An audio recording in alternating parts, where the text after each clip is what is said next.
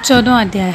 श्री भगवान बोले, ज्ञानों में भी अति उत्तम उस परम ज्ञान को मैं फिर कहूँगा, जिसको जानकर सब मुनिजन इस संसार से मुक्त होकर परम सिद्धि को प्राप्त हो गए हैं। इस ज्ञान को आश्रय करके अर्थात धारण करके मेरे स्वरूप को प्राप्त हुए पुरुष सृष्टि के आदि में पुनः उत्पन्न नहीं होते और प्रलय काल में भी व्याकुल नहीं होते। हे अर्जुन, मेरी महत ब्रह्म रूप मूल प्रकृति संपूर्ण भूतों की योनि है, अर्थात गर्भधान का स्थान है, और मैं उस योनि में चेतन समुदाय रूप गर्भ को स्थापन करता हूँ। उस जड़ चेतन के संयोग से सब भूतों की उत्पत्ति होती है। हे अर्जुन, नाना प्रकार की सब योनियों में जितनी मूर्तियाँ अर्थात शरीरधारी प्राणी उत्पन्न होते हैं, प्रकृति तो उन सब की गर्भ धारण करने वाली माता है और मैं बीज को स्थापन करने वाला पिता हूँ। हे अर्जुन, सतगुण, रजगुण और तमोगुण ये प्रकृति के उत्पन्न तीन गुण अविनाशी जीवात्मा को शरीर में बांधते हैं। हे निष्पाप, उन तीनों गुणों से सतगुण तो निर्मल होने के कारण प्रकाश करने वाला और विकार रहित है। वह सुख के संबंध से और ज्ञान के संबंध से अर्थात सबको अभिमान से बांधता है। हे अर्जुन, राग रूप रजोगुण को कामना और आसक्ति से उत्पन्न जान।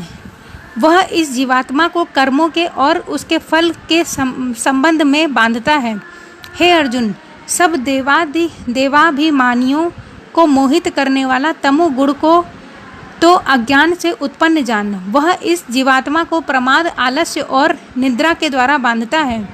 हे अर्जुन, सतगुण सुख में लगता है और रजोगुण कर्म में और तमोगुण तो ज्ञान को ढककर प्रमाद में लगता है।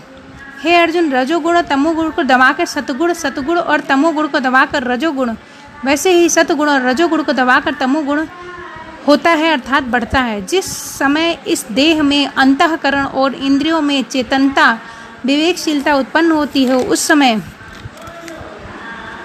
समय ऐसा जानना चाहिए कि सतगुण बढ़ा है।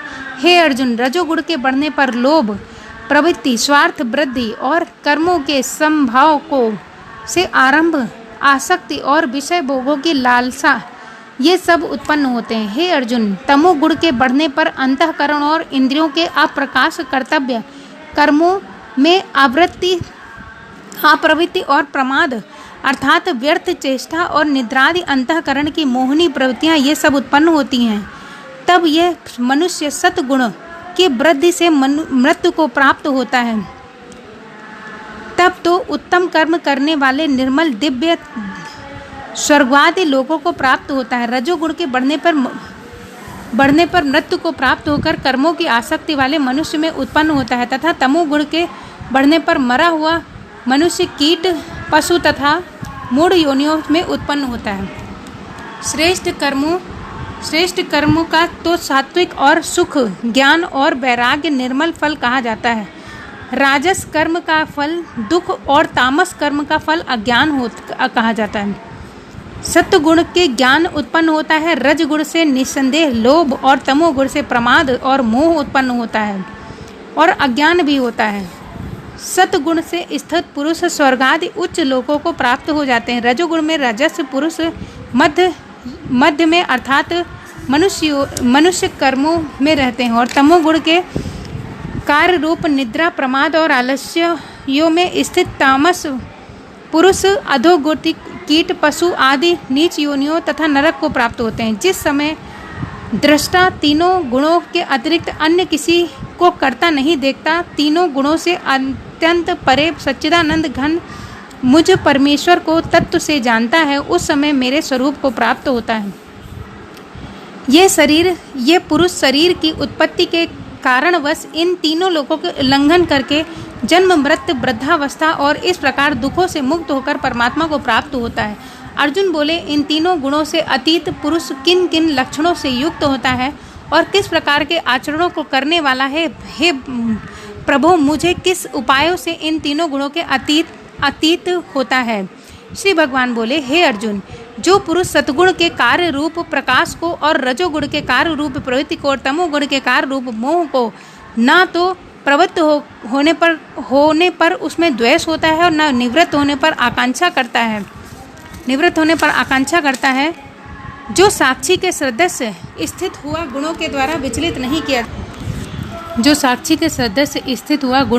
विचलित नहीं किया जा सकता, गुण ही गुणों में वर्तते हैं, ऐसा समझता हुआ जो सच्चिदानंद घन परमात्मा में एक ही भाव से स्थित रहता है और उस स्थिति में कभी विचलित नहीं होता, जो निरंतर आत्म भाव में स्थित दुख सुख को समान समझने वाला, मिट्टी पत्थर और स्वर्ण में समान भाव वाला, ज्ञानी प्रिय और अप्रिय को एक सा मानने वाला और अपनी निंदा स्तुति में भी समान भाव वाला है, जो मान और अपमान में सम, मित्र और बैरी के पक्ष में भी सम और संपूर्ण आरंभों में कर्तापन के अभिमान से रहित है, वह पुरुष गुणातीत कहा जाता है। और जो पुरुष अव्यक्तचारी भक्त योग के द्वारा सबको निरंतर भजता है, वह भी इन तीनों गुणों को भली भांत लांघ कर सच्चिदानंद घन ब्रह्मा को प्राप्त होने के लिए योग्य बन जाता है, क्योंकि इस अविनाशी परम ब्रह्म और अमृत का तथा नित्य धर्म का तथा अखंड का